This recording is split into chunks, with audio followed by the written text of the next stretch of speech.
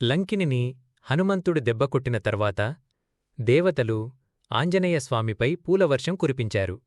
ఈ సంఘటన తర్వాత బ్రహ్మదేవుడు స్వయంగా ఆకాశం నుండి దిగువచ్చి హనుమంతుడిని స్తుతించాడు.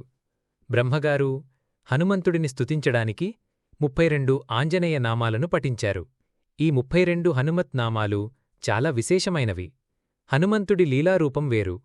ఆయనలో నిగూఢమైన మంత్రశక్తులను, వేదాలను తెలిసిన బ్రహ్మదేవుడు మాత్రమే గుర్తించగలడు కాబట్టి ఆయన 32 నామాలతో హనుమంతుడిని కీర్తించాడు.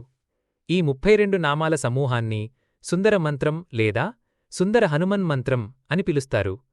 ఈ 32 నామాల శక్తి సుందరకాండలో వ్యాపించి ఉంది. లంకలో ప్రవేశించడానికి ముందు బ్రహ్మదేవుడు ఈ స్తోత్రాన్ని చేయడం వెనుక ఉన్న రహస్యం ఇదే. ఈ సమాచారం సంహితా గ్రంథాలలో లభిస్తుంది. ఈ నామాలను పఠించేవారికి అన్ని రకాల శారీరక, మానసిక బాధలు తొలగిపోతాయని చెప్పబడింది. వీటిలో ముఖ్యంగా 27 నామాలను ప్రత్యేకంగా ప్రస్తావించారు.